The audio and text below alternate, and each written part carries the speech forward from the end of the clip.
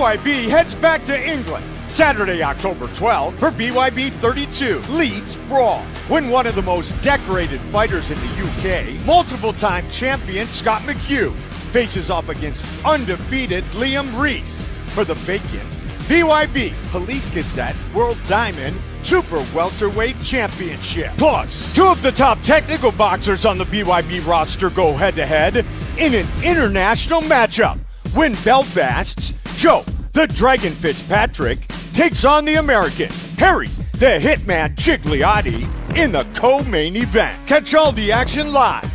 Visit BYBExtreme.com for tickets and information.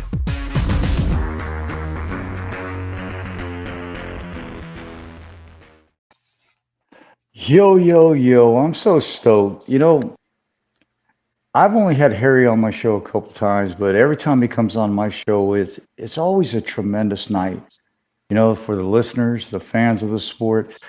You know, first and foremost, man, let's welcome the Gigliotti, man, Mr. Harry Gigliotti. How you doing, brother? I'm good, my brother. It's good to see you again, Don. It's always great to see you, man. I miss. It's been about a year since I've seen you the last time, but brother, you left the lasting impression on me. And of course, you know the one and only Mr. Steve Rothman. Steve, why don't you introduce yourself if you don't know him? Say hello. Yeah. So Steve Rothman here with the Fighting News, here with Don Mcguire, the original fighter's voice, and you know I'm just ready to hear what Harry has to say about his upcoming fight. I'm very excited. Yes, sir. You know, man, I'm excited. I'm excited to see what's next. I'm excited to, you know, get back in the Trigon. I had a little layoff the last 7 months since I fought Rusty Crowder out in Tampa, but you know, I'm excited. I'm excited to be back in there. I can't wait to touch down in you know, a new country. I've never been to the UK before. That's going to be new to me. So, you know, I'm excited all around to be able to you know, enjoy this travel, enjoy the journey, and go out there and get my first international win, especially for a world title. That's crazy, man. You know, since the first moment they brought you into this promotion, everybody's seen what you, Tommy Turner, and the new era of BYB created. And it all started a little over a year ago that everybody came together in Denver and we all had such a tremendous time. And that fight card will always sit in my heart, you know, as one of the best fight cards. It was the best fight card, hands down, ever. Absolutely. Yeah. So far that I've seen. Yeah, absolutely. Even from Mark the Shark going toe-to-toe with Julio, that was insane. One of the best, one of the greatest fights I've ever seen, hands down. You know the funny part about Mark the Shark, that you brought him up. He's doing stand-up comedy now, and I saw. It's pretty good. He's all right. No, he's all right. It was pretty good. Yeah, it's not that bad, bro. It's really not that bad. But you know, we're not here to talk about him. You know, this opportunity is one of the biggest opportunities in your career with BYB. Yes, you know, you get to go over there and you get to go in hostile territory, but I know you thrive on that. When I got the opportunity to speak with you and your coach, and when we were in Denver, you know, there's nothing that Gigliotti is afraid of. And you inspire me, bro, because I remember they were talking about you and Tommy Turner. They said, these are the two fights to watch for. These are the two fighters that can make, you know, fight of the night. How did that make you feel, knowing that you were pretty much a brand new fighter to this promotion, and you finally got the accolades, the acknowledgement that you have never gotten before, because you truly bring the heat, bro? I mean, it was a long time coming. I think after I fought Tiger Johnson and stuff, and then I fought Mike Ohan last August, I kind of was just on my way out with boxing. I was kind of sick and tired of it. I hate the politics in boxing. I hate the weight game. I hate the building. I don't feel like going to fight 3 tomato cans to go build my record up to go fight some ESPN Olympian. You know what I mean? So, I mean, coming in as some, you know, new guy at the time, I knew I had a lot to bring to the table. But then, you know, from the fight against Cody Jenkins, making my debut, and then going to fight Rusty in Tampa, to now fighting for a world title, going over international waters against a guy that has a ton of pedigree. I mean, this guy's fought Gervonta Davis. He's a silver medalist in the Commonwealth Games. this is a fight to me that means more than anything in my career, from boxing to the triad when I made history and all that, to now it's all coming together. This is everything I've worked for my amateur career to now. Like this is the biggest opportunity in my fight career, hands down, and probably in my life. So it's just it means everything to me. It means everything to my family, the generations of boxing that have grown into what I am now, and you know, I'm excited. I mean, I'm nervous. I'm ecstatic. You know, it's just the anticipation, the build up. It's a boatload of emotions, but you know, I just can't wait to show up and put myself on full display like I always do. Hey, man, you couldn't have said it any better way, man. To the people that don't know Harrison Gigliotti, you know, and in a lot of sports, there's a lot of people that yak at the gum, but this gentleman doesn't. This man actually means what he says. He will Yes, inflict pain on you in the trigon. You know, yes, sir. I never had the opportunity to ask you, but the other day Mike posted the original, you know, cage that BYB used to Dude, that started thing out looks with. sick. That thing looks sick. I want to fight in that. I kind of was like, oh, whoa, wait a second. Yeah. Well, the crazy thing, he said it's not going to be used for title fights, but it will be used for grudge matches. If Harrison Gigliotti, you know, hypothetically had a grudge match fight, you know, we know you're going in for the title in the UK and Leeds, but if you had a hypothetical to put in that grudge match cage, who would it be? Right now in my career, that's interesting. I mean, as of right now, it's going to be Joe Fitzpatrick. I think we could turn this into something big. I originally wanted to fight Danny Chapman. I heard a lot about Danny Chapman kind of being the guy over there in the UK. He's kind of, you know, the big, but he's going over to BKFC, so that kind of eliminates him. Joe Fitzpatrick's what makes sense. You know what I mean? That's who's in front of me. That's who I want. And hey, if Johnny Jones wants it after, I know Johnny Jones lost to him recently, he can get it too, man. I told anybody that if they want to go, I'm inaugurating. I'm making history. I'm inaugurating the super lightweight division. This is the first opener. So to bring that, you know, into the, you know, the game and bring it into history, I'm going to be the first world champion. I can see that. I've already manifested that. Now I just got to go and get it. But yeah, well, anybody in my way after, they can get that, and we can make that a grudge match too. That's dope. Before I hand it to Steve, you know, a lot of people don't realize, even though we bought BKB, you know, BYB did, right, it's still an intercontinental, you know, title fight. It truly is. It's UK versus America, if you really want to look at it that way, because right.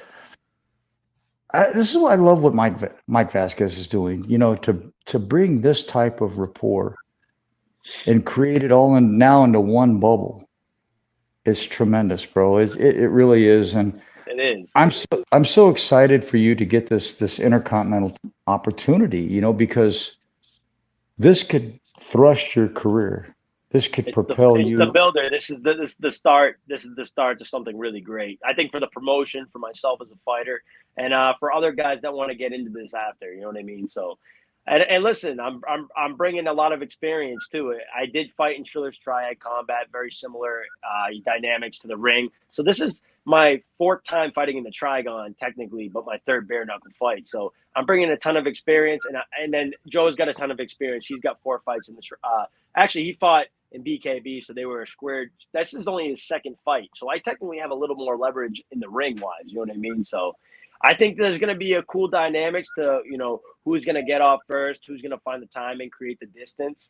But I just look forward to showing what I can do and, you know, showing out and being great that night. Yeah, winning that Police Gazette triple diamond belt. That's going to be tremendous. Amen. Yes, sir. That's the prize right there, man. That's everything I've always wanted. So that's what I'm aiming for. One of your homies and one of mine, Mr. Joshua Oxendine, Josh Oxendine, baby. My brother. See, that's what I'm saying. You know, that's what I love about the show. But hey, Steve, I'm not going to be a hog tonight, bro. Go ahead, brother, because the Fighting News is tremendous. And if you don't follow them, go follow the Fighting News. This is one of the most real brothers a man can have. When I had surgery and didn't think I could make it through the shows, this man took away from his family and went through a hurricane and still did the shows with me, man. So That's a true brother right there. And I just want to tell you in front of everybody, man, thank you. I love you. And I really appreciate you always having my back, bro, because this is how we're going to move forward together. So go ahead, brother. Got you. So, Harry, fourth generation boxer. Tell me about that. Yeah, my grandfather actually fought out in the Florida area. He got into a little bit of trouble out there. He was in a chain gang back in the day because he kind of got wrapped up in a situation. He was kind of jumping train to train and had a tough upbringing. And he started boxing around like 1953, 1956. Wow. No weight classes, just jail guards making them fight, raw fighting. And you know what? He brought that back to Lowell, Massachusetts, where he got my Uncle Norman into boxing. And then after my Uncle Norman had my cousin Jeffrey and Derek, they became national qualifiers. Jeffrey was, I believe my cousin Derek won the national pals back in the day. And my cousin Jeffrey, I think, was one or two places away from qualifying for nationals or something like that. And Jeffrey was fought on Contender Season 1 and 2. So this has just been, a long-lasting, generational thing of boxing in my family. It's been never ending, and I plan on carrying it out. I'm the first to be a bare knuckle fighter, though. That's something that I get to carry, and have for my own. So, but I couldn't have done this without my grandfather. My grandfather's what started this, and it's who I am, and it's my family. It's everything that came together, and this is big. He's 92 years old, and he's obviously very old, and I wanna show that I can bring a world title home to him before he goes. That's so dope. That is. And that'd be sweet. If you look up Harrison Gigliotti, they say one of the fastest rising stars in bare knuckle today. Yes, sir. And the way I look at it is, man, you really are. I mean, you're exciting. Yes, sir. You're marketable.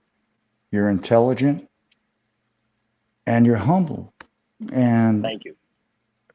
That right there, I mean, Steve, I fell in love with Harrison when we were in Denver. Me, him, and his coach. Thank you, my brother. I love you too, my brother. And your coach is the greatest, man. When we dropped you guys off the Airbnb, it was kind of a sad little thing for me to part, but what is it about just this walk in sports, the generality of it? What is it that adds to Harrison Gigliotti, and what is it that makes you want to create more? I've grown up fighting my whole life. A kid that kind of got picked on in the neighborhood.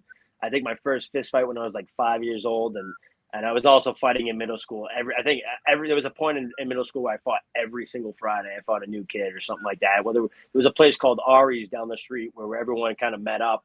And it was kind of like a party for a bunch of young kids. Yeah. Like it was just everybody's just ordering food and whatnot and kind of doing dumb kid shenanigans. And I think I got into like 7 or 8 fistfights within like the first 4 weeks of school. And, I always was known for being a kid that would fight anybody at any time. You give me the call, I'll be there. I'd show up, I'll travel miles to fight. And now I'm traveling over international waters. And hey, I've stuck by my word. If you call me, you need me, I'll be the first one to show up, and I'll be the last. I'll make sure to be the last one out too. You know what I mean? So I'm just here to bring the best of me out. And if that's Joe Fitzpatrick that can do that, then God bless. But I think that night I'm gonna beat the bag out of that man, and I'm gonna show everybody why I'm Harry the Hitman Gigliotti. And this is what I've worked for my whole goddamn life. So I'm putting everything in the ring that night. Everything in the ring that night. You kind of took the next question I was going to ask you, because I was going to say, what are your thoughts on Fitzpatrick's strengths and weaknesses, bro, going into this opportunity? I mean, he's got a lot of pedigree, and I gotta respect that. I have to understand that. I did notice a lot of things, and this is what we've been working on in camp. He starts in a southpaw stance, but I've watched like a lot of his old fights and stuff. And a lot of the commentators were like, he's an orthodox. Like back in the amateurs, he was an orthodox fighter. So I'm going to be prepared for an unorthodox stance. I don't know if he's going to be, orthodox or southpaw. He's going to be switching. So I'm going to be making sure to see the outside foot when he's southpaw, and when he switches back, just casually box him on the inside too. You know what I mean? So Whatever he brings, though, I'm ready. I can flip the switch real quick, and this is what I've trained for. And I've had a lot of people in camp. Johnny DePina, I just sparred with Michel Rivera. He was number 5 in the world. Ali, they call him. He looks like Muhammad Ali. They call him the reincarnation. I managed to get 2 sparrings in with him. Johnny DePina was a national. He was a Ring Magazine national qualifier. I think he won it back in the day. So I've just had a lot of the best guys in the area working with me, and I've had a great sparring and a lot of great work. And my coach Nick has been helping me hands down, probably the best coach I could have ever picked up on. And it's just the whole dynamics of everything coming together and seeing where I'm at right now, 11 days out from fight night. I know I have a lot to bring to the table, and I just can't wait to show everybody. That's the biggest thing. It's going to be a long 11 days, though. I hate the wait. The wait is the worst thing. You sit and wait, then you touch down, and then you're there. It's just fight time. You know what I mean? But these next 11 days, I still have a little bit of work to do. Tomorrow's my last day of sparring. Probably not that crazy. Just going to do a lot of touch and move. But we're ready, and we're staying ready. And in 11 days, I'm going to show everybody why I'm the best. So, because I was going to ask you, how hard is it to mentally prepare? I mean, because most people don't realize you're also losing today. You're going 6 hours, 7 hours ahead. Yep. So how do you prepare? How do you get ready? Yeah, for this type of fight? That was one thing that we were all a little bit hesitant about, but they're giving me the leverage and letting me take off Monday, and I'm going to touch down at 9 p.m. Their time out in England. So I'm going to ground myself. I've heard a lot about grounding. I'm going to go to the park and breathe and probably ground for an hour. Just let my raw feet hit the ground and try to get the I think it's like the electric magnetic or whatever. Try to get that. And just try to do everything I can to try to catch up. But I'll catch up on sleep and the weight. I'm already on weight. I'm on 143 right now, so that's not much. I got to be 140. So I stayed on top of my whole camp, and I made sure that I prepared for this the best way possible. And now it's just to go get the title. That's the biggest thing. But I'm not really thinking much about the mental side of things yet. I know that when it gets a little bit closer, and then we're at weigh-ins and stuff. I'll be feeling it, I'll be feeling everything, the emotions and the what ifs and everybody goes through the moments of doubt, but that's what you have to go through. If I didn't feel that, I wouldn't feel normal. I wouldn't feel like I did everything I needed to do. I wouldn't feel ready.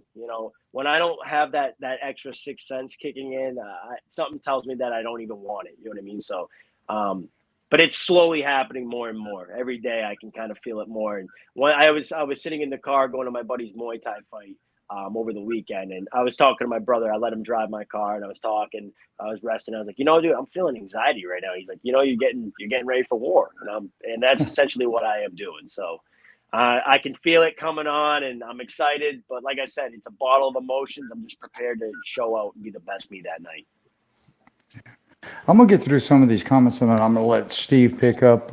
My brother Jonathan Cole from Tennessee, God rest his soul, he got a car wreck, broke his leg, I think his back, and he got really messed up. He's a tremendous human being. He says, congrats on going to the UK to do work in the Trigon. And then Ian Kelleher says, let's go.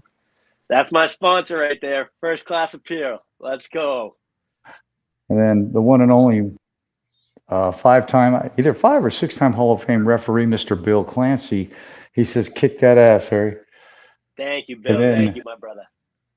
Dylan's Frost fam says, let's go, champ. Thank you, Dylan. Appreciate it, my brother. And then he says, Ian says, Team Hitman all the way. Let's go. Let's go. And then Steve Schroeder, a brother of mine out of New Jersey, says, hi, guys. My adopted grandfather says hello to all the Warriors are on. And we already got Bill Clancy says the greatest sport on the planet. Steve, I'm going to let you pick it up from there. I agree it's the greatest sport on the planet. I love boxing, but bare knuckle is kind of digging its way deeper and deeper and deeper into my heart. So, brother, the floor is yours. Yeah. So, Bill, that's a great comment you just made. Greatest sport on the planet. Harry, how does, from what you're used to boxing, the techniques in boxing and the techniques in bare knuckle, how do they compare, and what do you do differently in the ring I get that. I get that question a lot, actually. Where in boxing you can kind of roll and pick and shoot your punches and kind of keep more of a tight envelope. You can't do that in bare knuckle. Tight envelope, it's easy to break guard. You can't really. You have to be more out here. You know what I mean? More. I don't want to say.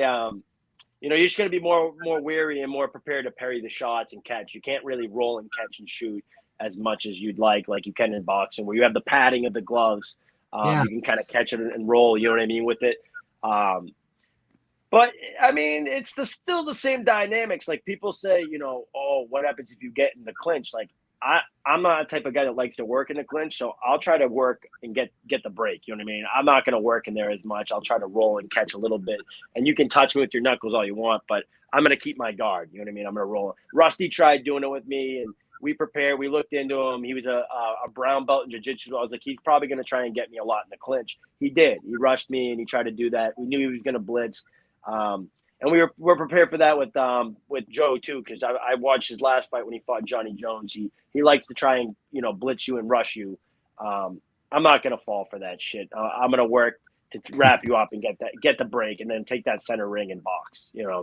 That's what I am. I create distance, create space, and box. And I got a 74-inch wingspan. I got a long reach. I plan to use it that night. I know he's tall. I know he's 6'1". I'm 5'11", not too far off. Right. So I think this the dynamics of bare knuckle is a lot similar to boxing, except the defensive side. You can't really keep a tight envelope and go into a high guard and try to roll off it, because the punches are they're gonna slip in at some point. You can't kind of keep that tight high guard. I learned the hard way when I fought in Triller's Triad Combat. I was like, I could probably catch a couple of these in the gloves. Nah, Thrall was sneaking them right in over my gloves and stuff, and I was like, oh man. Once I caught on to it though, I just knew, keep a longer distance with the punches, and every time I saw him throw a punch, I could catch it on the hand and time it off a parry counter. So it's a lot to do with parry countering and stuff and creating space. Yeah. How hard is it to do a 1-2-3 in bare knuckle? It's crazy. If someone slips a punch and comes over the top and you get hit, it's not going to feel good. So combinations going to be short, and you can break your hands. Yeah. The less punches you throw, kind of the better. But you got to also make sure that you make them count. You know what I mean? You got to time everything right. Precision's a big thing. I'm a big precision puncher. I can snipe a little bit too. So my jab's my bread and butter. People that know me from boxing know that I have a great jab. So that's something that I plan to utilize that night. But he's going to be southpaw, so I'm going to have to be smart with that too. I don't want to step into something and get timed. So just playing smart, keeping my distance, and level changing, touching the body a little bit, trying to break him down and figure him out. And then when he makes a mistake, I want to make him pay for it. Yeah. Have you fought a southpaw before in boxing? I fought Michael Clark, who was like a national standout back in the amateurs. He was a really good fighter. That was my first open fight. I got rocked around a little bit because I didn't understand the dynamics of stepping on the outside foot and coming over the top and trying to, step away. You know what I mean? So I was getting hit with the left hand every time. I was going, what the hell is that? What the hell is that? And sooner or later you catch on. That's why I'm glad I had a good amateur background and saw a lot of different styles, because that teaches you, for what's now. And I'm prepared for that. I'm prepared for, all this. But I've sparred with a lot of southpaws my whole camp. And I just know the dynamics of how to fight one if it does happen.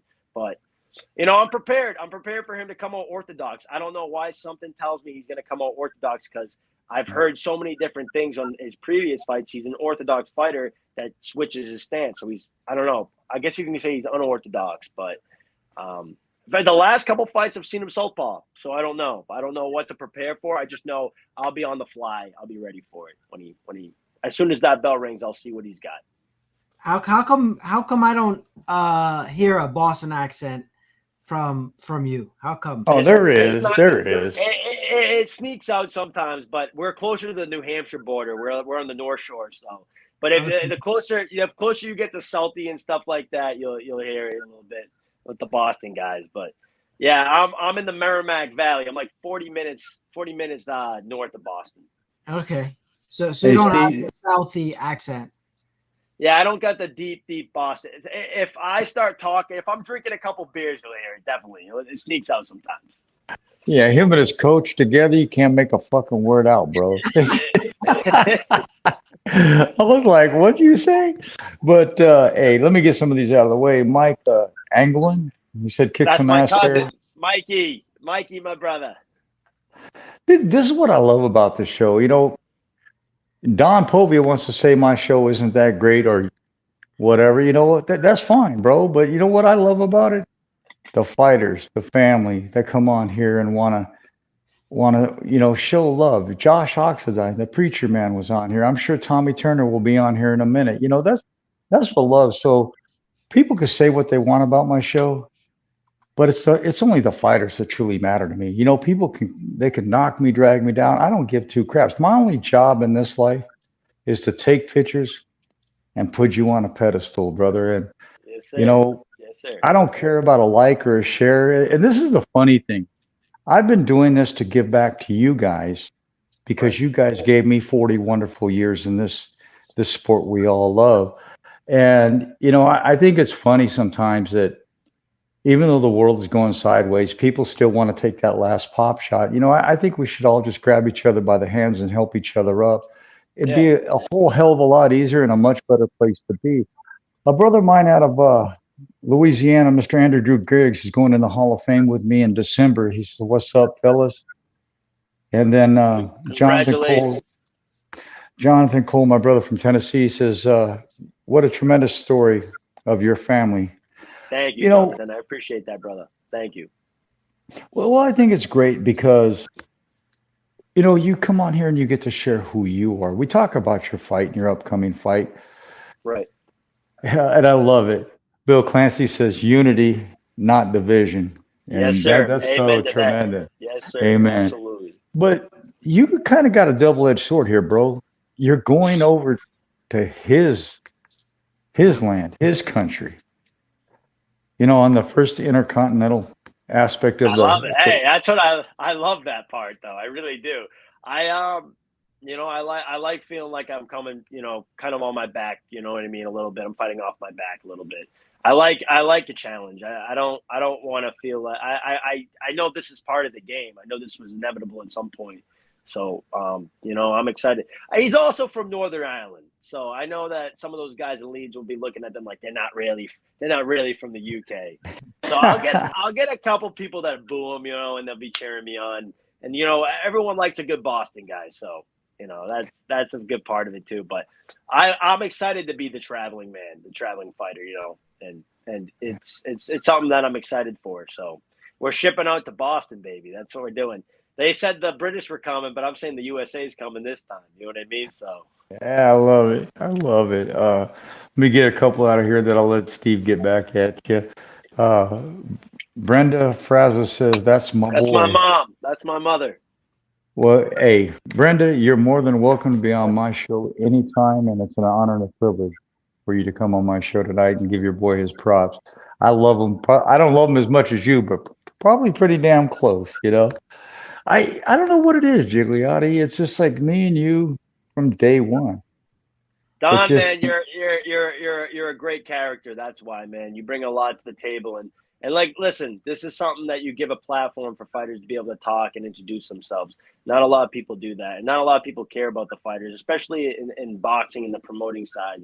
They look at us as just revenue, not in gladiators and dogs. They don't see this side, the side where we get to introduce ourselves, and that's what boxing was kind of doing to me. As soon as I felt like I was B-sided and I was just taking chances, and I was like, you know, I'm not going to get my chance in this. I'm not going to be able to promote and tell who I am, and that kind of happened when I fought Aponte. Like I saw them interviewing him, and I was like, you know, I got a good story, and I'm a good fighter, and I know that, but they're not giving me my opportunity to speak. So bare knuckles doing that, and that's why I love being a part of this organization. I love being a part of having you as a platform and having you as a friend. You know, that's a big part of it too. You got me as a brother, bro. All I want to know is, am I gonna see the shimmy and shimmer? You know? Oh, I'm shimmying in the UK. Oh yeah, I'm shimmying in the UK. Oh yeah. Oh man, I love it. Look, I'll get these. I'm sorry, Steve. They just keep coming in, but his all mom right. came on, so I want. Jonathan Cole says the fighters platform for sure. My brother Paul Driscoll, he's a great friend of Larry Holmes out of Toronto, Canada. He says hello, Don, Stephen, and Jonathan.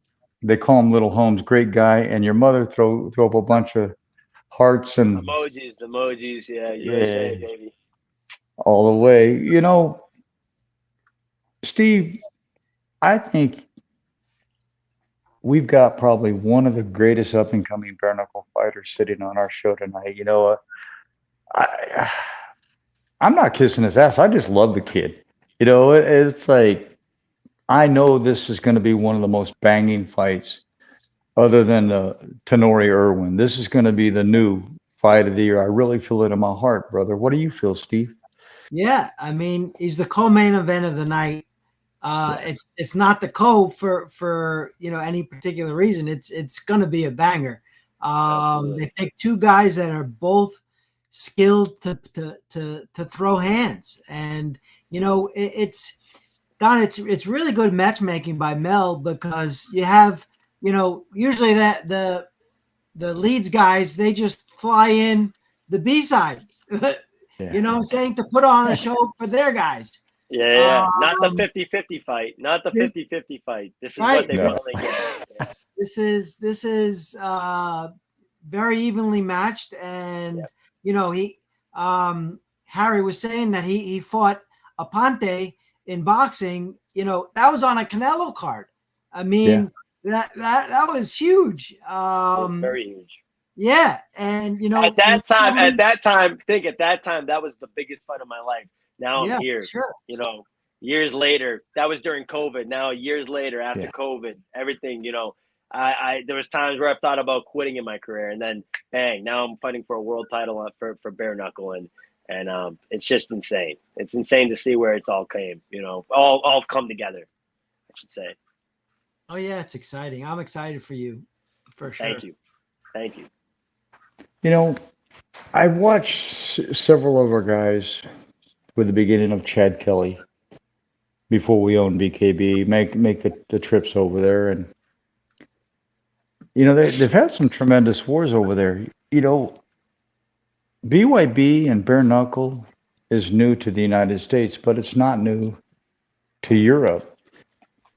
And this is the great thing about it, is it shows how talented our roster over here in the United States really is, because we're able to go there and we're able to compete with a country that has been doing this since 1863. That's the crazy part about it. What does this fight truly mean? I mean, I know it's a co-main, I know it's for a title, but take yourself out of the trigon for a moment. Right. What does this mean to Harrison Gigliotti, the man, the son, the brother, the father? What does this aspect add to you, my homie? Everything, man. It's the most surreal opportunity. And like I said, it's so much emotions going through. I sometimes can't find myself sleeping, so I have to get up and I start working out a little earlier than I should. But lately I've been just manifesting. I've been meditating, breathing. If I feel like I have moments of doubt, I'll call my coach and we just talk about things. It's a ball of emotions though, and I like I said, this is why I do it, and this is why I love it, and it's all coming together, man. And I just never thought it would come this fast, but here I am. After starting boxing at 14 years old, I'm 29, and like I said, thought about quitting so many times, and now I'm fighting for a world title for bare knuckle, making history and inaugurating a super lightweight world title. So it's just it's for the kids that are watching, the people that ever want to get into it, just follow your dreams, chase them, because you never know what's going to happen, and keep chasing them, and always have hope, and always work hard, and keep your nose clean, and work for it, because it will happen sooner than later. You just got to push. I love you, bro. That's so dope. I mean, you are the poster child for bare knuckle. You really are. Thank when you, we come back, we got to go to commercial break. When we come back, Steve Rothman will pick up. BYB heads back to England Saturday, October 12th for BYB 32 Leeds Brawl. When one of the most decorated fighters in the UK, multiple-time champion Scott McHugh, faces off against undefeated Liam Rees for the vacant BYB Police Gazette World Diamond Super Welterweight Championship. Plus, 2 of the top technical boxers on the BYB roster go head-to-head in an international matchup when Belfast's Joe the Dragon Fitzpatrick takes on the American Harry the Hitman Gigliotti in the co-main event. Catch all the action live. Visit BYBExtreme.com for tickets and information.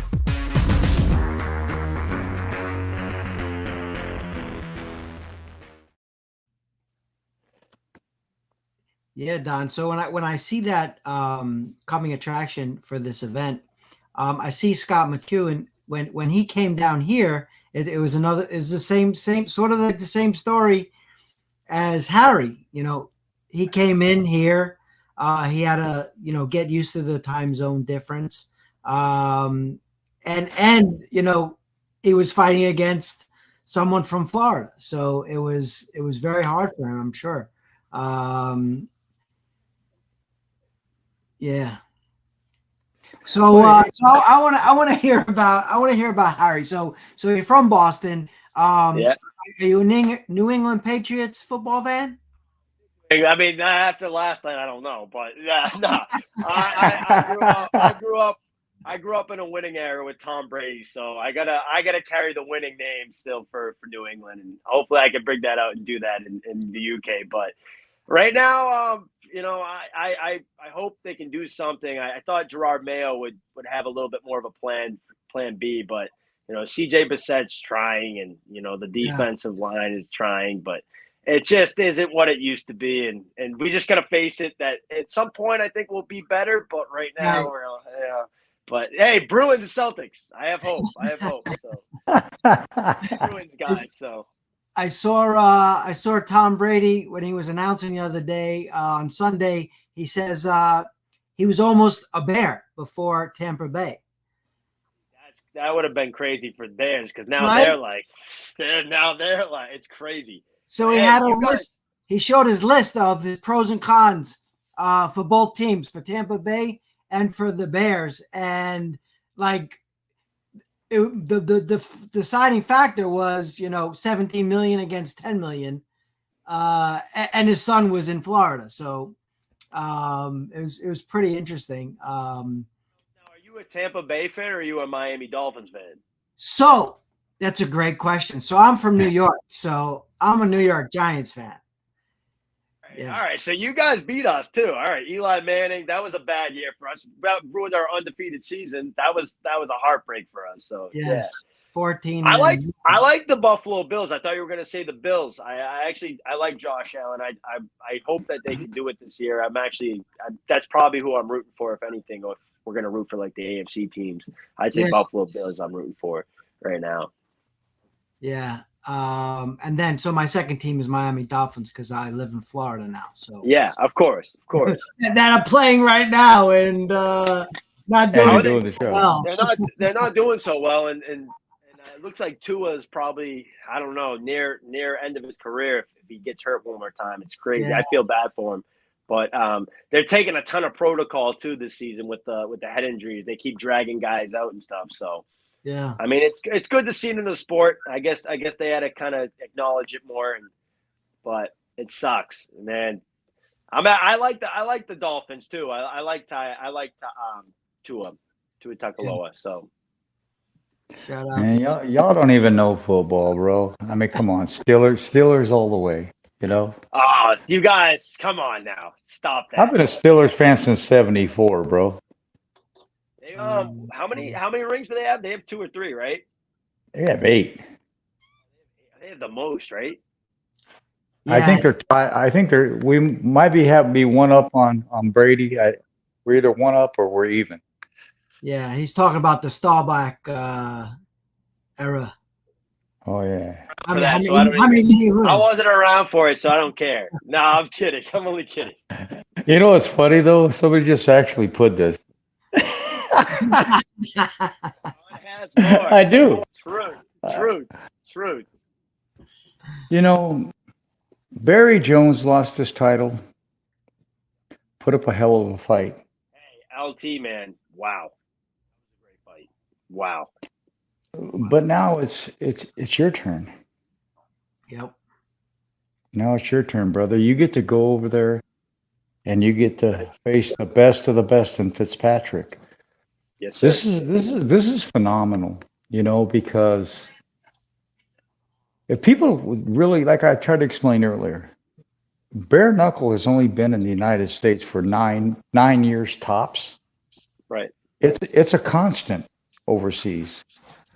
So 1800s, man. I mean, the Queensberry rules, and now we're showing out. The USA is bringing it back. That John L. Sullivan belt's going to be nice around my waist. I'll tell you that much. Please get that diamond, baby.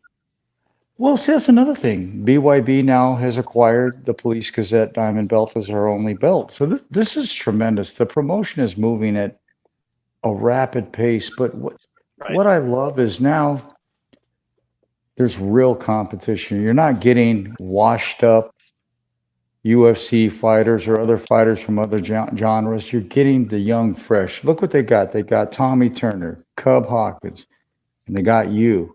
That created a path in this industry that just really drug me in because I don't want to go. I've shot for the UFC, I've shot MMA, I've shot boxing, but I want to see fresh. I don't want to see recycled. And what you bring to the sport, bro, the talent is immense, and you have a great persona, and you're marketable. So you're right when you said Mel did a great job on this fight because if I was going to pick an American fighter to go over there and come back with a second title, it sure as hell would have been you. Thank you. I appreciate that. Thank you. That means a You've lot. earned it, bro. Thank you. You really have earned it. You came into this industry, and I watched you in your fights. They're exciting. I hope the fans of the UK love you as much as the fans in the United States do. I honestly think that you're going to become a household name over there. It's how you present yourself, how you conduct yourself. You're a great ambassador for bare knuckle. You really are. For BYB, you truly are. I mean, I just loved spending the weekend with you in Denver when we were, last year. That was a good time. That was a good time. That was a hell We of had a a time. blast. We had a blast. And Hell yeah. I ain't gonna tell too much of the story, but thank God I was able to get your coach's cigarettes for my food that I had. That made it right. Well, because you remember we tried to go to the store that night. There was nothing in the stores, and I couldn't find cigarettes anywhere. Steve, it was so weird. You could not find a pack of cigarettes in all of Denver.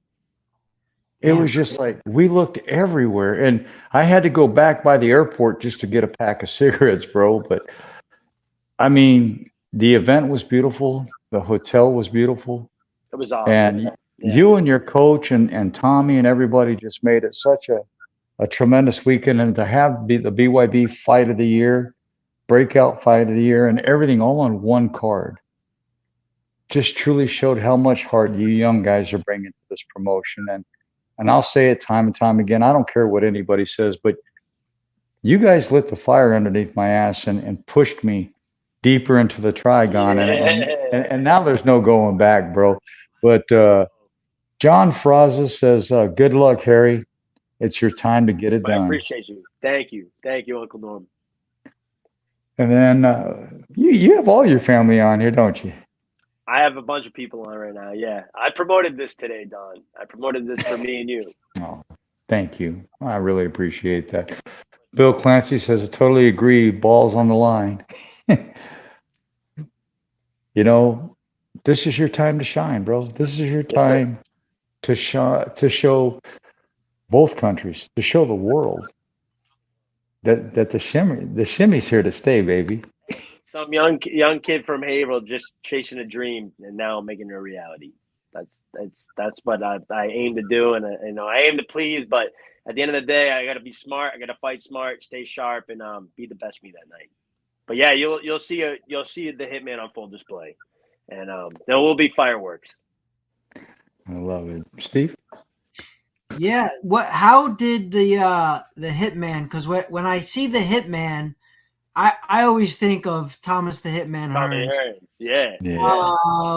You know, he's like the original Hitman. So how did you come across the name and get the name the Hitman? It's nothing too crazy, but when I started amateur boxing, my dentist started calling me that. My orthodontist. Every time I go in, the Hitman was coming in. I'd come in, and then I was getting my retainer or whatever. They had to give me a special mouth guard because the braces and stuff. So I became the Hitman from that day on, and that was like my sophomore year of high school, and it just stuck. It just stuck to me. We thought about so many different names. The Harry the Honey Badger, because I was always small and tiny but scrappy.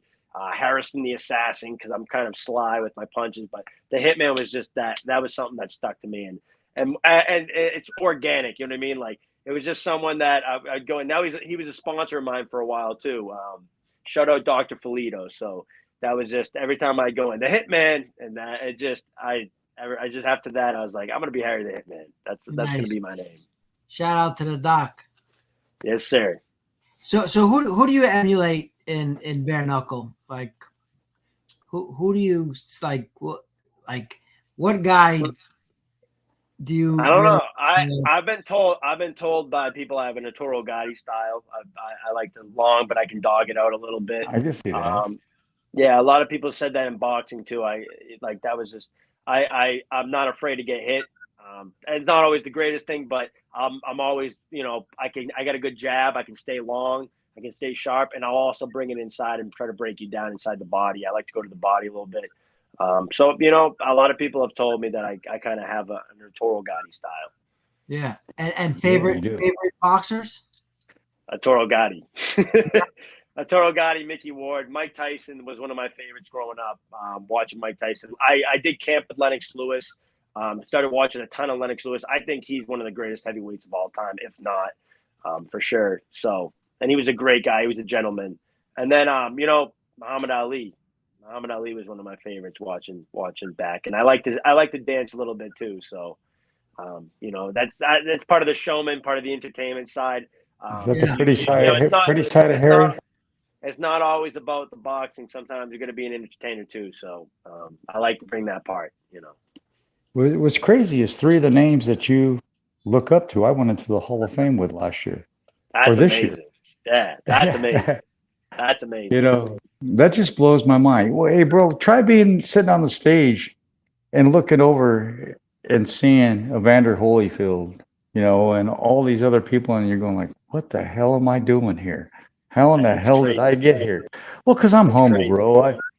I started in boxing. I wanted to go out and box, but I never realized that I was going to be going in with Evander Holyfield, Roy Jones Jr., Winky Wright, Marco Antonio Barrera, Mickey Ward.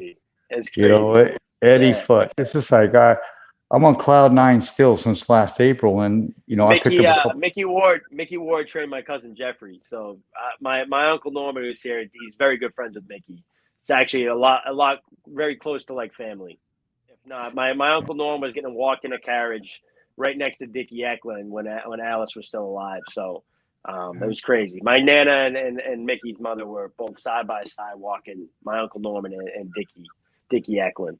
So it's crazy. It's very very tight area out here with boxing and fighting, and we're the shoe city of fighting, where it all started. So yeah, it's crazy. It's crazy to think, but yeah, it's a generational thing out here for sure. I used to love watching Mickey Ward fight just because, like, it was so short, right? Like, it wasn't a tall guy, maybe like 5'6", 5'7", and on the screen you look even smaller, and wow. I was actually watching the Emmanuel Augustus fight last night at the Hampton Beach Ballroom Casino, and wow, that was insane. All this fights, man, it was just entertainment, and it's boxing's not like that anymore as much. It got real technical and real sharp, but back in the day, man, that's my style too. I like to fight, so I feel like bare knuckle has that dynamic, and that's why it correlates to who I am as a fighter and my family and stuff. So that's what I have to bring to the table. I'm a boxer puncher, and that's why I'm a crowd pleaser. It's awesome. I love it. Let's say it's weigh-ins. I'm I'm Fitzpatrick. You're standing in front of me. What comes out of Gigliotti's mouth, brother? Humbleness, respect. My hand comes out and I try to shake his hand. If he wants to go south, well, I can go south too. But I'm a respectful man. I always try to respect my opponent.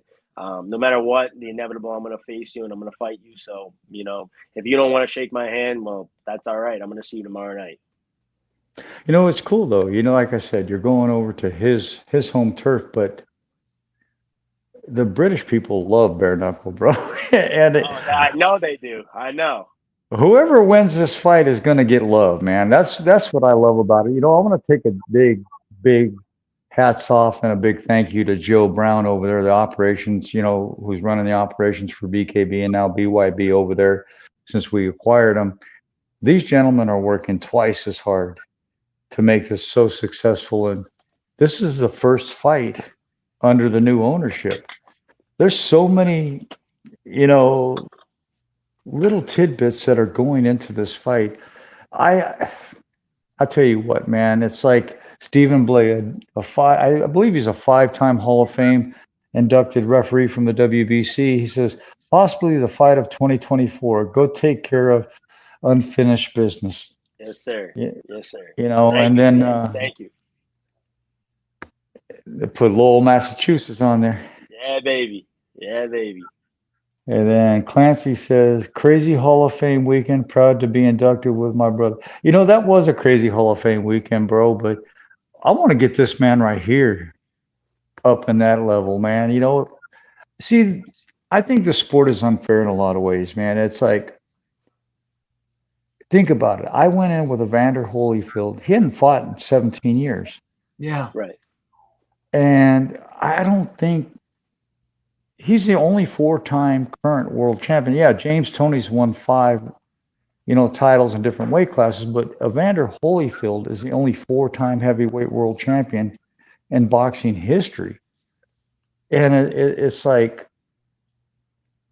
I don't get it, man. I don't.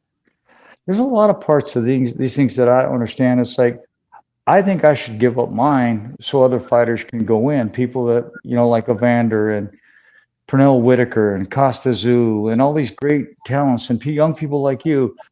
But what I realized was they only put so many fighters in. They put so many media. They put so many referees. And then they give out a Lifetime Achievement Award. It's already put that way. So if I give up my slot, it goes to another guy that does what I do or another media personality.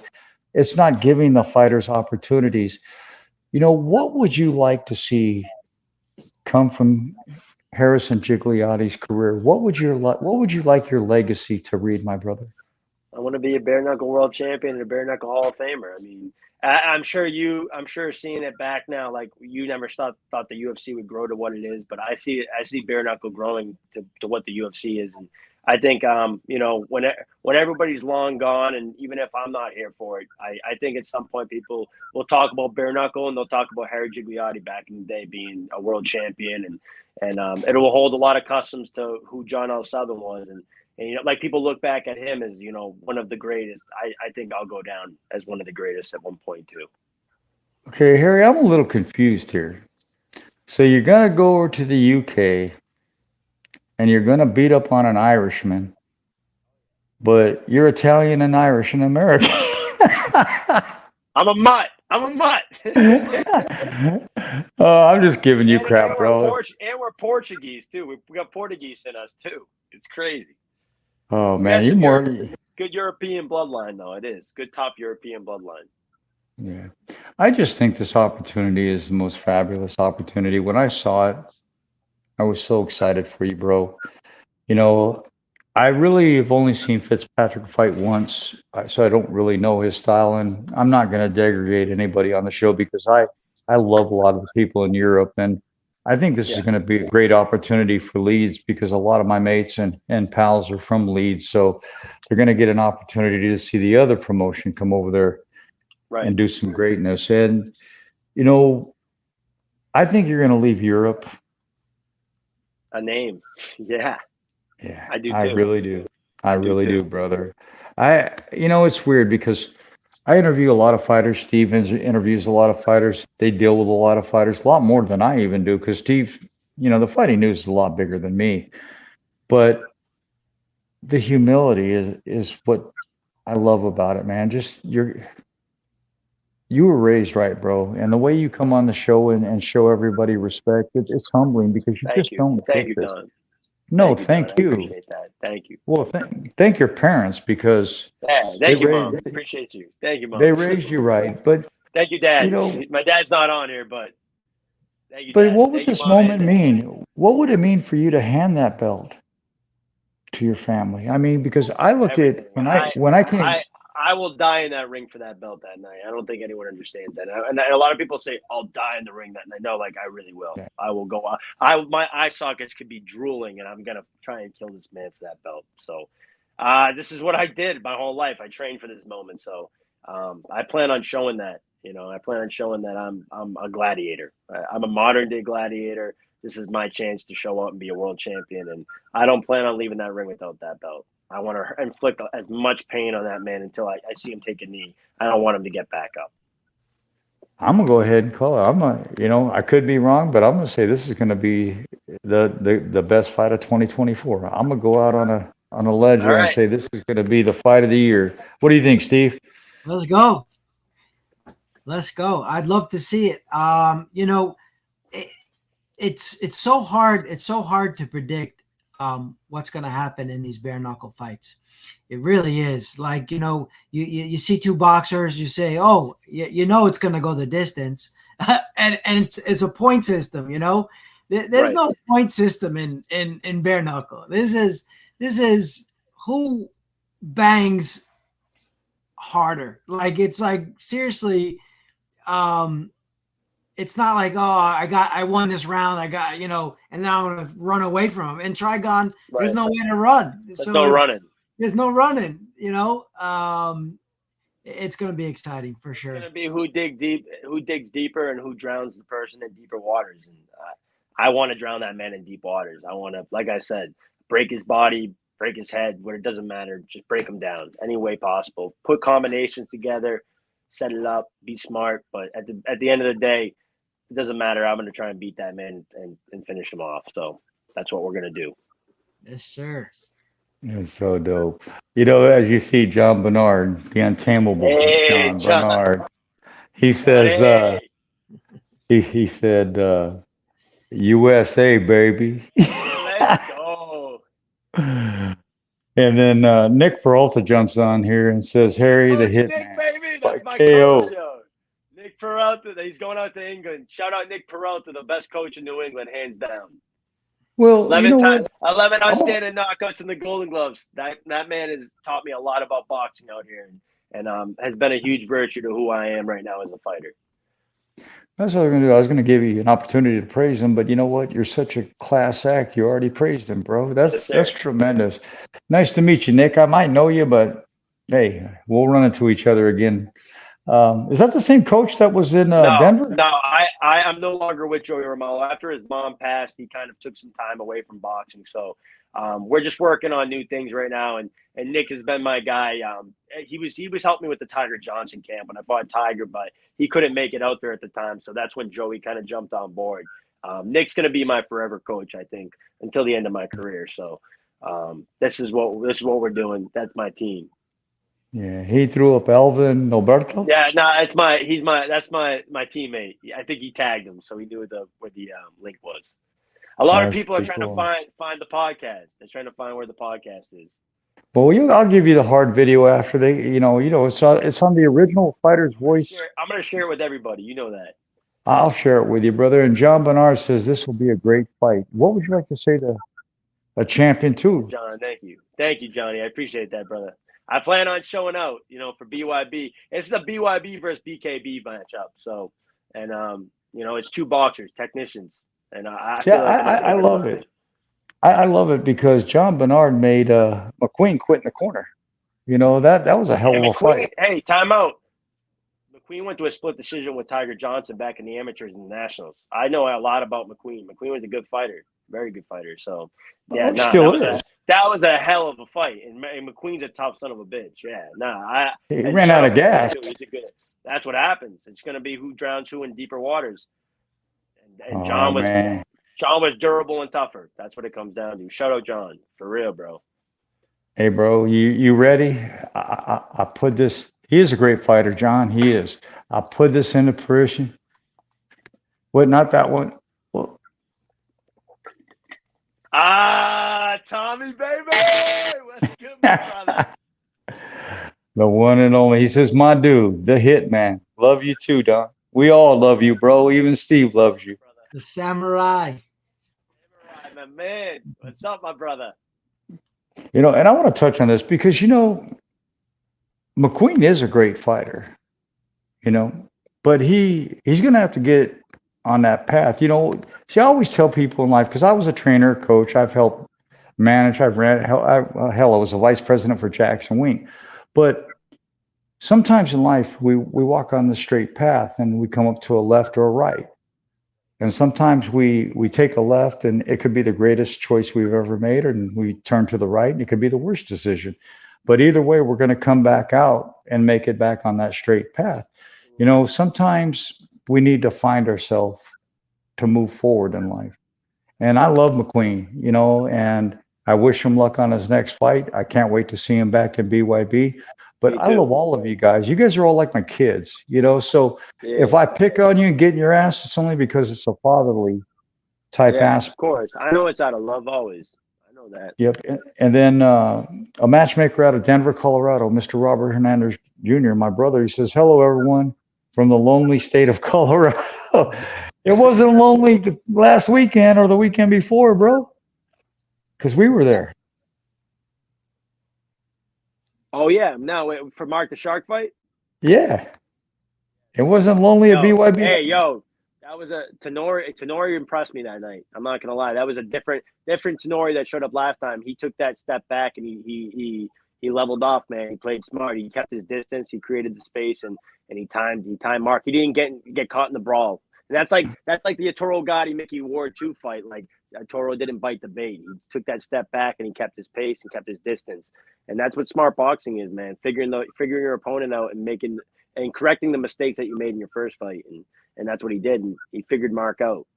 Yeah. Well, the other aspect, it was a great fight. But the other aspect of that is Tenori went into the first fight with Mark with really no coach, with really no training. And so he spent the entire year with Coach AJ Easley.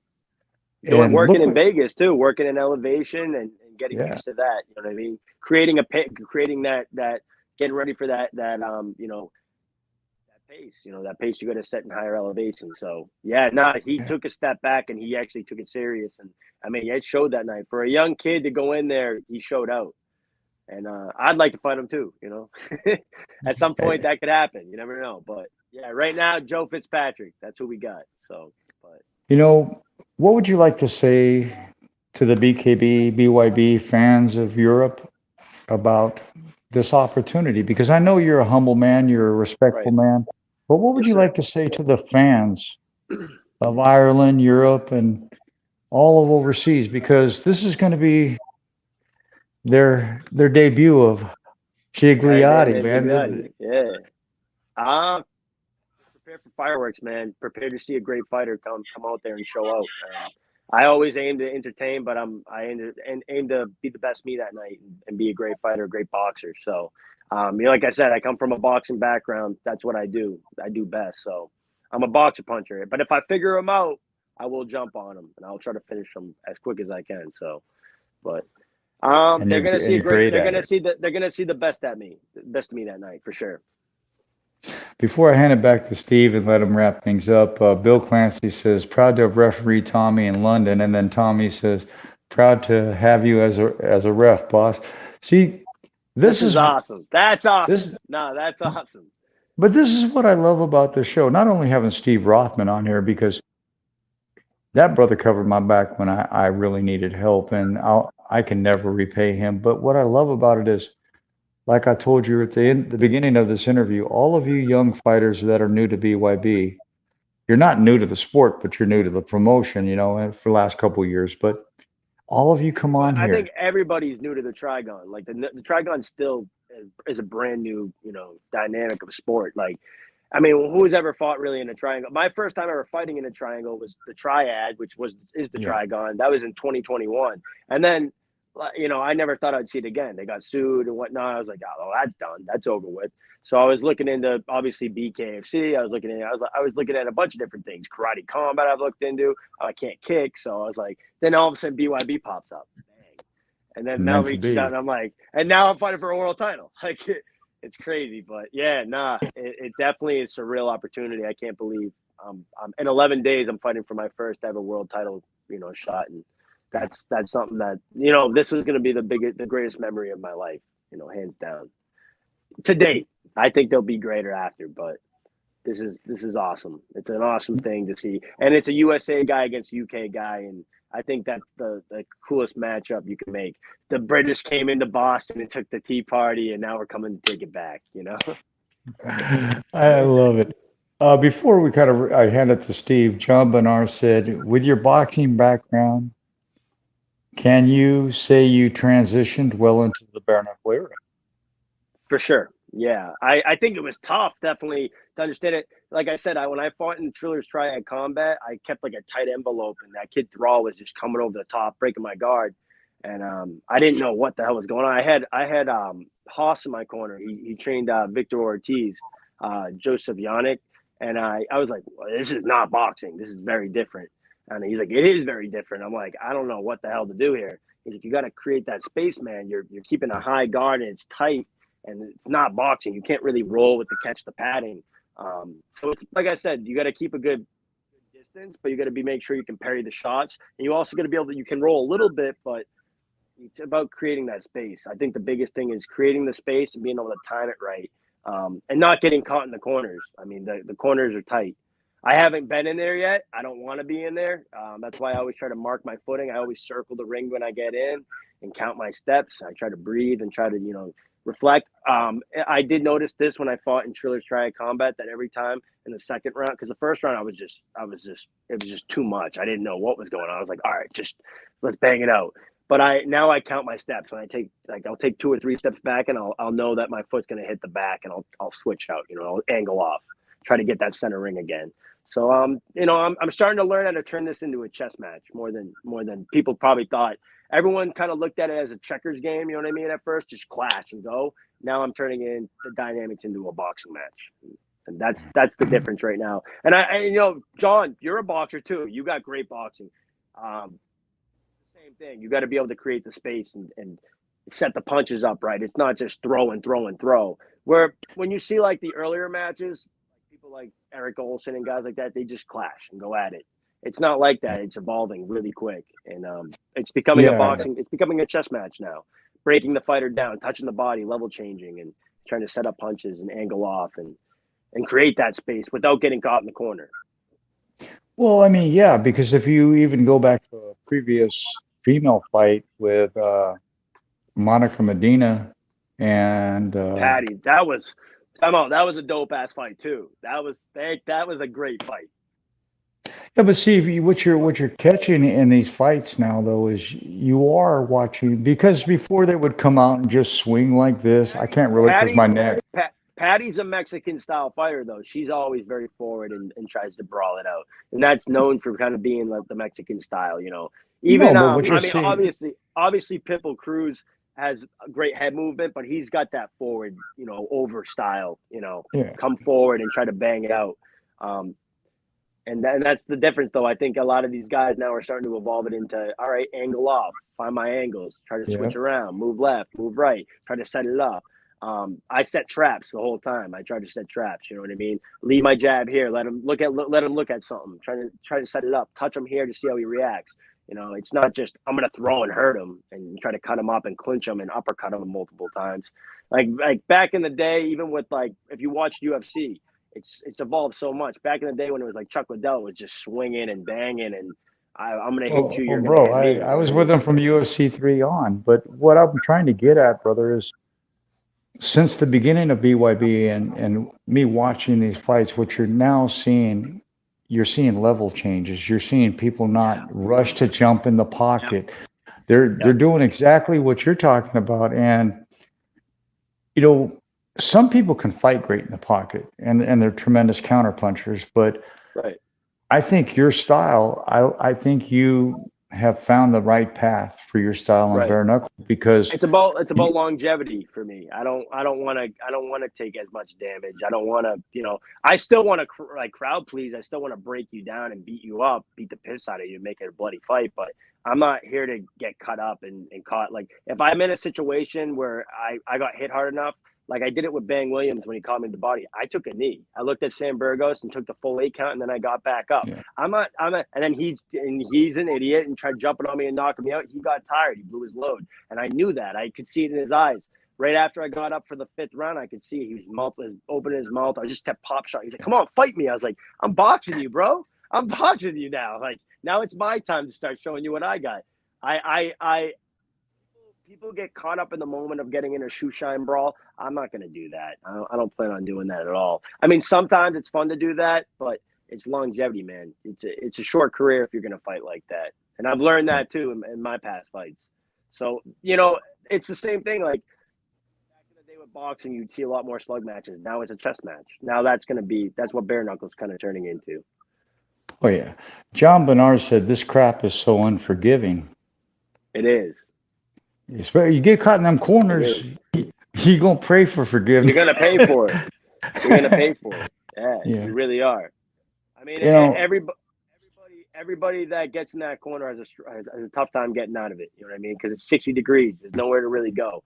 I kind of been working on my coach, though, with things like that. Like if this guy was to catch me in the corner, there's ways of getting out. There is a certain way, but I can't release that, you know. But but it's tough. It is tough. The Untamable one says, "I'm a kickboxing and MMA fighter more than anything." Well, you're doing a hell of a job in bare knuckle, bro. Just keep it up. Switching the body to head, moving the level changing. He's good. He's really good. Yeah. See, this is what I really like. Even though it kind of, I'm not going to say what my original thought, but see, we got Tommy. We got 2 champions. And a man that's about ready to become a champion, you know, all on one show. And he says, "John, you have a beautiful boxing. You have beautiful boxing for a kickboxing and MMA fighter." I agree with you, Tommy. See, all of you guys that came at the same time have made such a huge difference in this sport. Steve, what are your thoughts? Yeah, I mean, he's 29 years old, so you know he's got a bright future. You know, we got 10 more years out of this guy for BYB for sure. You know, winning the belt, coming home, they're gonna want him to defend it a couple of times. You know, get a couple of different weight classes. You know, he made weight already, and the fight's only 3 pounds away right now. It's crazy.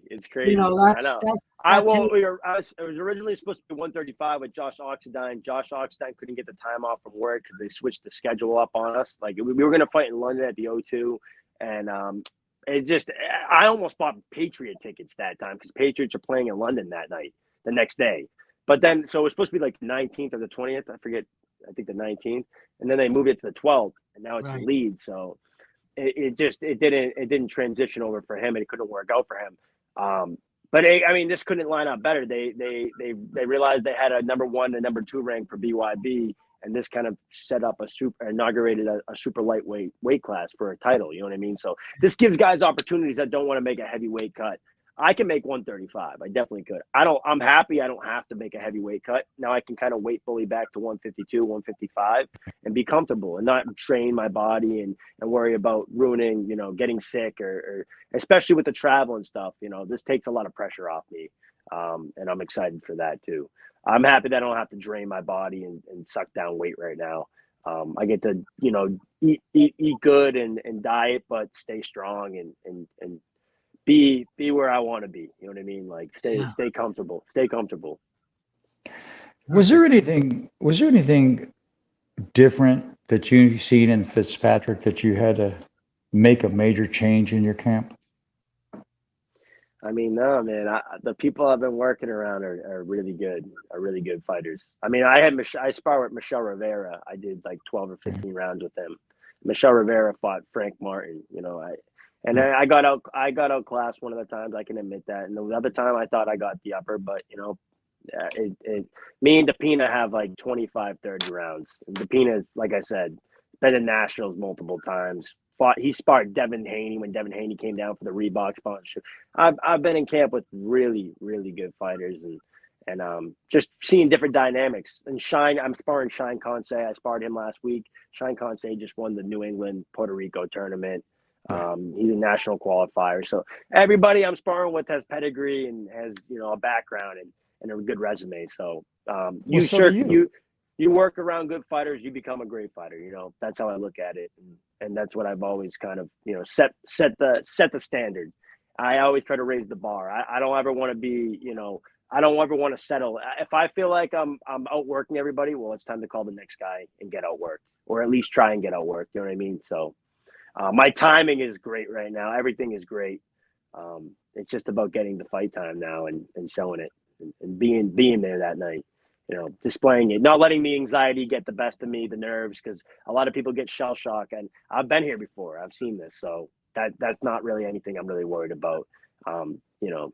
This isn't anything I haven't seen before, and like I said, if he switches up his style, like he's unorthodox, so he could go orthodox or he could go southpaw. I'm prepared for that. Yeah, because you have the distance. See, if you were a pocket fighter, you would have trouble, but because of the way you fight, and you fight low. A lot of people don't understand what I mean by that, but the dip that you do before you step in.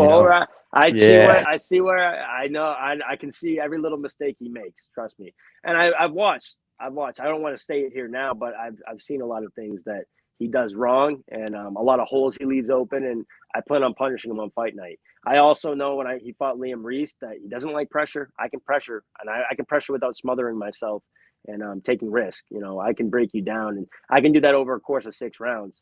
He got tired in 3 rounds, and they were 2-minute rounds back when it was BKB. This is 3-minute rounds, and we're going 6 rounds, so 18 minutes.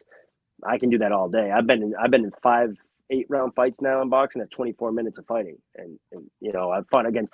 I went 5 rounds with Tiger Johnson. I don't think they should have stopped it. They needed to market it how it was.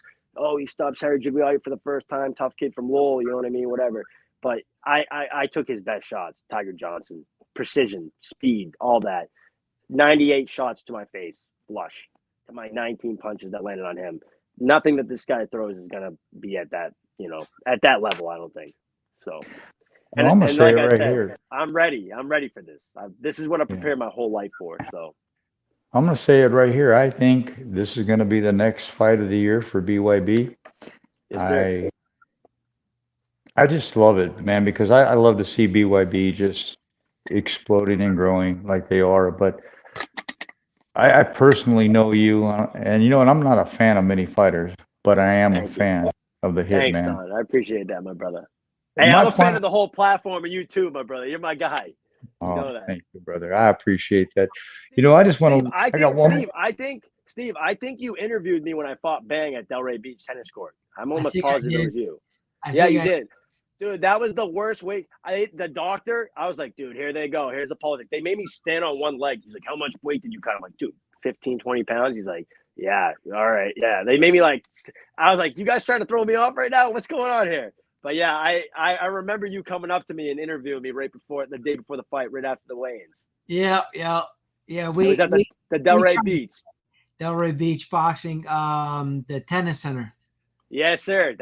We were the main event, me and Bang that night. Yeah. So they had like Lamborghinis in the corner. Yeah.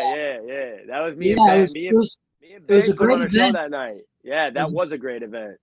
They don't have boxing events in the stadium. We should do an outdoor triad fight there. Like BYB Trigon fight there. Like that's what we should do, a bare knuckle fight there. We really should. Yeah. They don't want boxing anymore because it enhances violence, according to the Delray Oh my god! Yeah, they only tennis events are on there now. Oh my god, dude, that brought a good crowd. That brought a good crowd. That brought a good crowd. Yeah. So we go to all the local boxing shows and bare knuckle shows, and Bang is I've seen him fight about 5-6 times. He's one of those local fighters. He fights with Don King now. I saw he just recently got lost, I believe. Yeah. So there was a fight. There was a fight supposed to be this past weekend. Don King hasn't been heard from in about 3 weeks. So they sort of kind of canceled the show. Right. Prayers goes out to Don King and his family. Right. Well, his daughter's going to be inducted with me in December. He's been sick, right? I believe he's been sick a little bit. Yeah, he's been sick, but his daughter's going in the Hall of Fame with me in December. Yeah. So I'll reach out to Don and because I worked for Don for a countless amount of years. But there's a comment, and I don't mean to cut any of you off, and I apologize for doing that. But see, this is what the sport should be like. Here I'm saying I want your fight to be, and then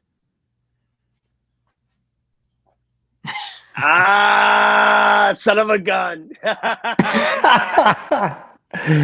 But you know what? Hey, it's going to have to wait and play out. I love both of you. That's a great thing. I didn't know he was going to get Tenori next. I don't know if he has Tenori next. That's dope. I know that they're stuck between Jared Grant and hit that, but I think John deserves it. What the hell? He beat McQueen. He's moving up now. I mean, that's what makes sense. And if I know that Jared Grant just fought at 145 against the clown. If he wanted to come down and go to 140 after this, I'd give him the shot there too. He deserves. Yeah, anybody that wants to come to 140 can get that. Yeah, anybody that earns it. You know what I mean? And all these guys have been working their ass off and fighting great. So I mean, all of us together are really proving that we deserve the title shots, and this is why I'm happy I got it. I really feel like I put my time and my efforts to get this shot, and now I can't believe it's 11 days out. I mean, it's surreal, right? I mean, it's real. It's awesome. It's awesome. Well, I was just like, the other fight just ended, and then PR was already hitting me up, and I was like, man, they gave me you first. I wasn't going to turn that down for nothing in the world, but according to them, they couldn't get a hold of you. I'm the easiest guy to get a hold of. You can call me anytime, Doug. You know that. But no, bro, I'm just saying, 'cause a lot of people want to talk a lot of smack. I'll come to your face and talk smack. I'm not going to talk smack behind your back. If I got something to say to you, I'm going to be. Don, talk is cheap. Well, that's what I'm saying. They told me they couldn't get a hold of you for 5 days. You picked up on the first ring. Here you are. Easiest person to get a hold of. I know that, brother. But people want to play games with certain things. But I'm only going to ask you one more question. I'm going to let my buddy and my brother Steve wrap the show up. What would you like to say to Mike Vasquez, Scott Burt, and Mel Valenzuela for this opportunity? I mean, Scott just gave me the greatest opportunity in my life. So, I mean, this is just like, I feel like I'm being treated like, combat sports royalty right now for this opportunity. And Mike has given me a platform and kind of rebuilt my whole career. I was so ready to just cash out and just say, I'm done, screw fighting anymore. I'm done with this. But, I waited it out, and I proved that I deserve to be here. And these guys have given me that chance. So I'm just really happy. And Mel, look at that's some of the greatest matchmaking I've ever seen. Like from the Tenori fight to now, like with Tenori and Mark to this, fire. This is gonna be an absolute barn burner for the people. So, Mel, all of it coming together. It takes a village to raise a kid, and I'm that kid that's being raised into being a champion. So, it's amazing. It's amazing to see it all come together. Most definitely, and I just love the vision that they're creating, and you're absolutely right. Since Denver, it has just been fire after fire after fire. Crazy. Before I hand it over, my brother Juan Martinez from Finished MMA, he says, God bless you all. Bro, hey, Juan, if you ever want to sponsor a fighter, that's the man there. That's the man right there. Juan sponsored me almost half of my career. And really, Juan, I'll hook you up with him. But Steve, I'm gonna hand the mic to you, brother. Yeah, no, I do just your thing. I just want Harry to give shout outs to, all the people that were behind him from the beginning and are still around now. Harry, just, let them all know. Let them all know. First and foremost, my mom and dad, they've supported me my whole fight career, from my amateur days. When my cousin Jeffrey passed away, God rest his soul. They did a 10 bell ring. My whole family was there for that. They did the 10 bell ring. And to look back at that, being a novice JO champ at the time, I was like, oh, it's cool fighting in some backyard, thinking that was going to be the biggest thing in my life. And then leading up to this, having my family, having all my friends, my sponsors, my team, my coach Nick, who's never doubted me yet and never will. Just the people that I love, the people that have supported me right now, and when people were doubting me, they were the ones who stuck by me, and that's why I do this, and that's why I prove that I'm aiming to be the greatest of all time. Well, you sure got a fan of me, bro, and it's weird. Like I said, I've been in this industry. December 12th, if I can speak tonight, will be my 41st year, and there's only a handful of fighters that I'm a fan of, and you happen to be one of them. Thank you. And John Bernard says, "You the man. Putting on for the family is the best." Thank you, John. I appreciate God that, bless, my brother. man. God bless, my brother. Thank you. That's another thing, is all of you are really family motivated and family oriented, and I think that adds to what we see in you. And my brother, who's in the hospital right now, Jonathan Cole, says, "Get that strap, Harry." Thank you, what? Jonathan. I appreciate that, brother. Thank you. Go do you. Thank you. All I know is, Thank you. since the day I met you, I saw greatness in you, young man, and Thank you. I don't see it very much, but you my family, bro. You stuck with me now. Yeah, I love you, bro. Thank you, my brother. I love you too, bro. I love you too, brother. Thank you. Go show the world who in the hell Yes, sir. Harry Gigliotti is. Show them who the Hitman is. Yes, and sir. bro, when you go over there, just remember one thing: a biscuit is a biscuit. It's not a fucking cookie. I will. I'll remember that. I'll take mental notes. I'll take a note on that. Well, in the UK, like we get because I live in the South, you get those buttery biscuits. And I know a lot of people in the UK, they give me crap. They say, "That's not a biscuit, that's a cookie." What the hell's a biscuit? Hell, they got me to the point that I don't even know what a biscuit and a cookie is anymore, But before I go, I missed his comment earlier. He says, "Can't wait, let's go." It's my brother Gordy Simpson from Canada. You notice I have a lot of Canadian friends and family. He says, "Simmer I have noticed that. And then Alvin Hey, my brother. Yes, sir. He says, "My brother got this all the way. Harrison Gigliotti. Let's get a strap season. Lawtown, baby. Lawtown. Hey, I'm 62 years old, and if you saw how small this print that they give us in our studio is, I'm gonna have to fucking get bifocals so I can just read the comments, bro." But hey, Harry, go show the world, bro. I love you, man, and I love you too, your family is tremendous. Go create your legacy. Show the world who in the hell the Hitman is, and don't leave any second guesses. Just go out there and do you. I want to thank the BYB family for allowing me this opportunity. Steve, tell people how they can find you, brother, before we wrap things up, because you're bigger, larger, and you're a star compared to me. So where can they find you? Come on, Don. Come on. The Fighting News, baby. The Fighting News.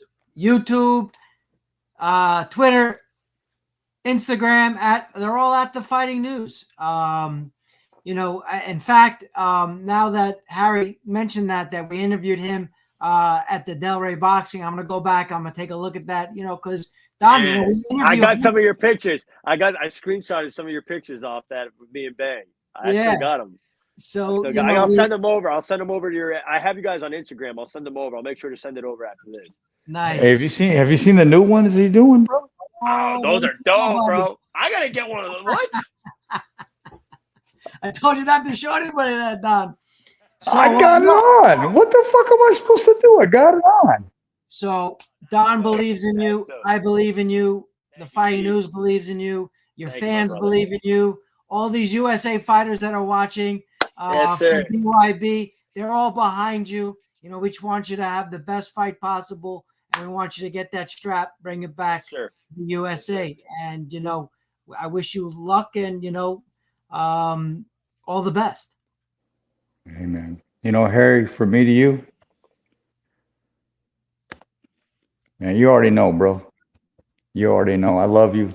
Go over there and show out. That's my thing. This is what I'm here to do. This is what I was made to do. So, yes, sir. I love you, brother, and tell your family thank you.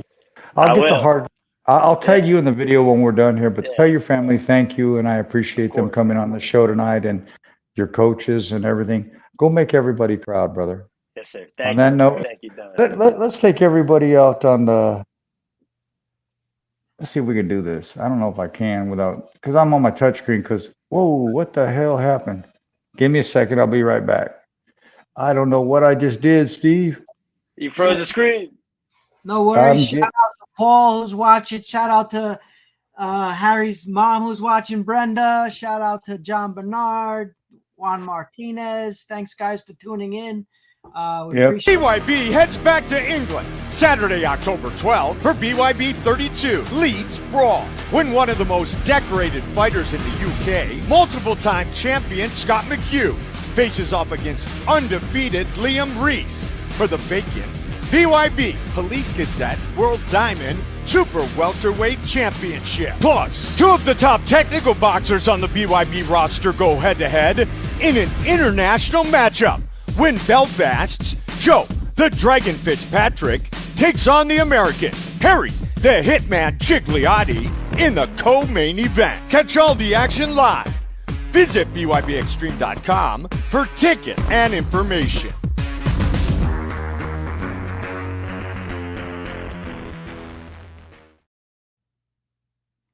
I'm sorry about the technical difficulty that I created. I mean, I'm not using this touch screen crap anymore. I'm just going to go have my old computer fixed. I don't like this crap, you know, but brother, it was an honor, a privilege, and a pleasure. Steve, it was an honor, a privilege, and a pleasure with you.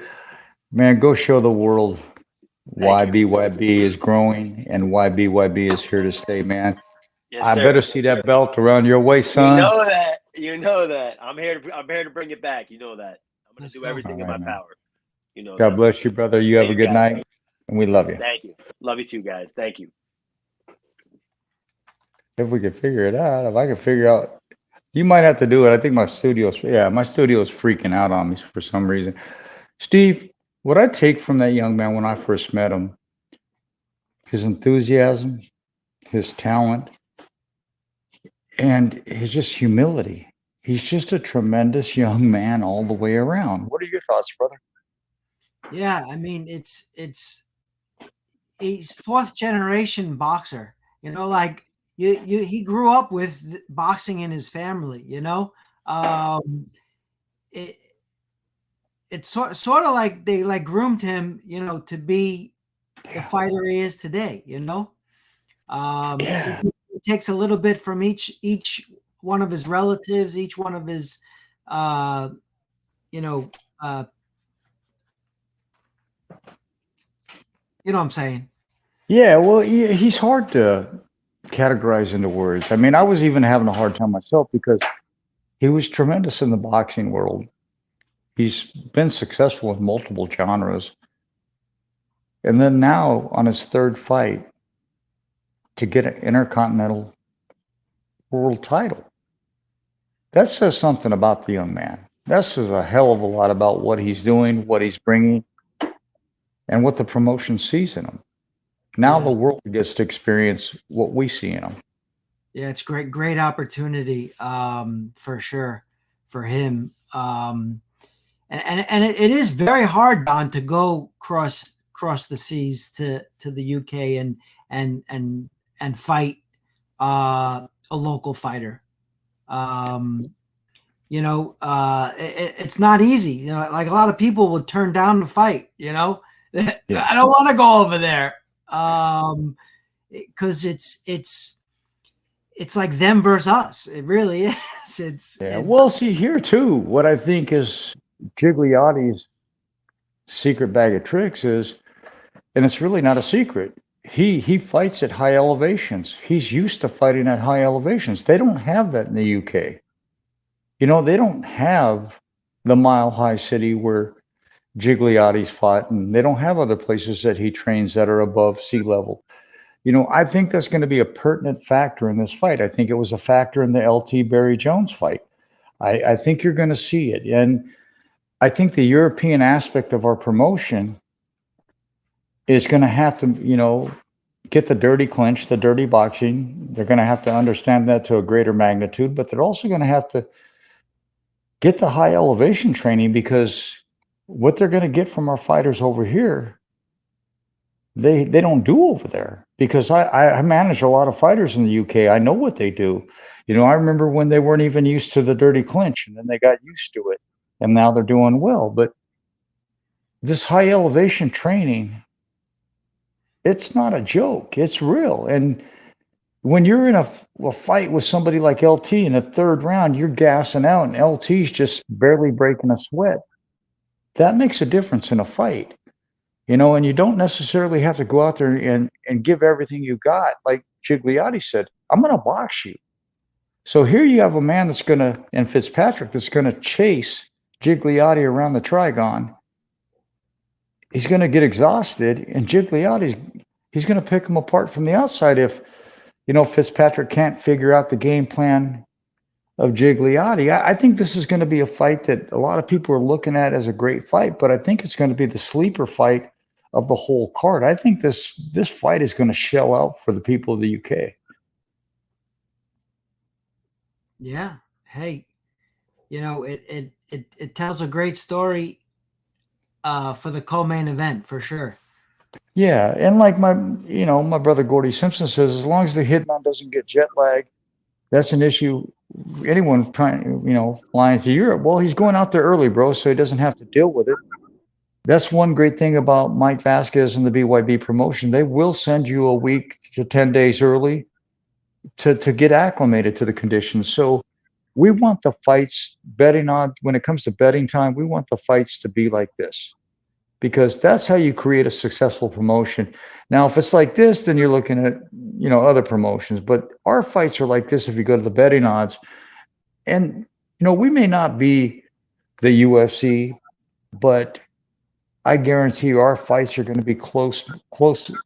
I can't even speak tonight. Closely matched to the point that it could go either way. You know, and I'm noticing that card after card after card.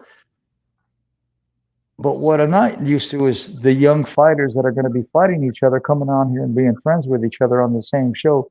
I think that's uniquely different. I think it's refreshing. And I think it just changes the trajectory of what we thought, you know, sports was. Because in my career, I'm old now, but I've been doing radio for 24 years. I've never had multiple fighters come on and that are going to fight each other, praise each other, give each other props. Have you ever had that on your show? Not often. They're throwing up the curse words. the fighting words, you know. They're throwing up, you know, the antagonization words, you know, for sure. You know, like I want to fight you out next, you know, you're mine next. But you know, these guys, they have a lot of respect for each other. And you know, it's sort of, they all know what the other one's going through. They know how to, you know, they know what it feels like to take a punch in the head, here, you know, here. It's, you know, it's much, and that's where the respect comes from, Don. It's a lot of, you know, mutual respect, because you do what I do, you know. You've got the cojones to get in there like I do, you know. And you know, I know a lot of people, Don, that I've asked, are you interested in doing bare knuckle? And they got no interest. They're just, they're just built different. You know, Well, yeah, it takes a different breed. It really takes does. a different breed to do it. Well, I mean, I've worked in 4 genres, in this industry.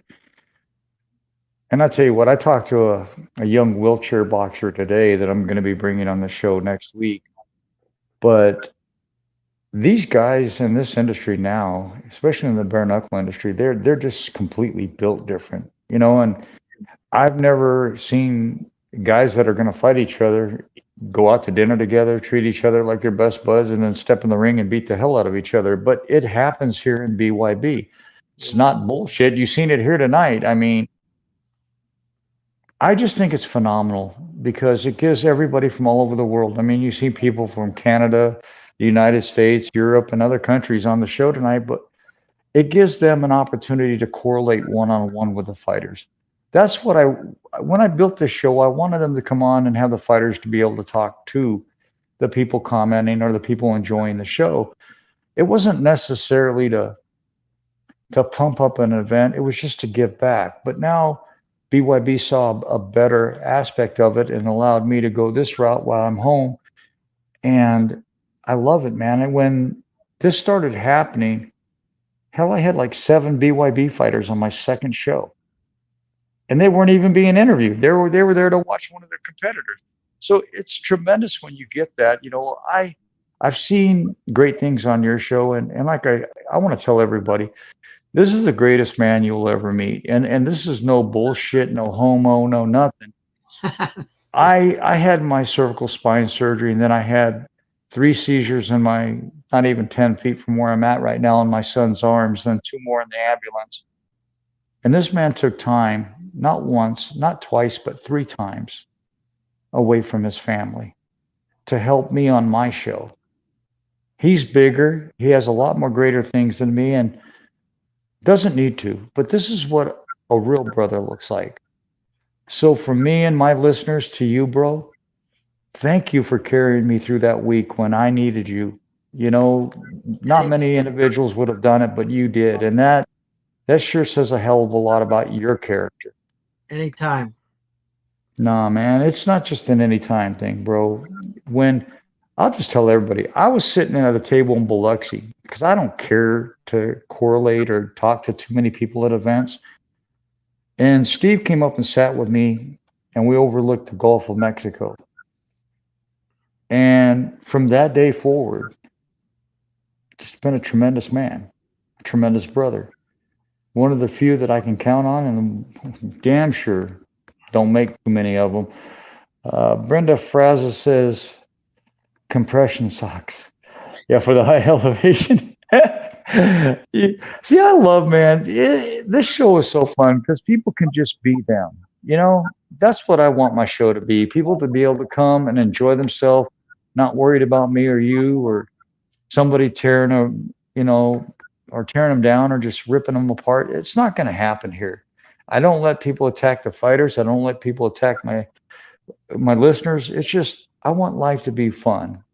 And BYB has just truly made it that way. But this guy right here, go give the Fighting News a follow, a like, a share, because I'll tell you what, some of these shows wouldn't have been brought to you if it wasn't for the help of this man. So with that being said, I want to thank each and every one of you for tuning in tonight. I want to thank the one and only Mr. Stephen Rothman.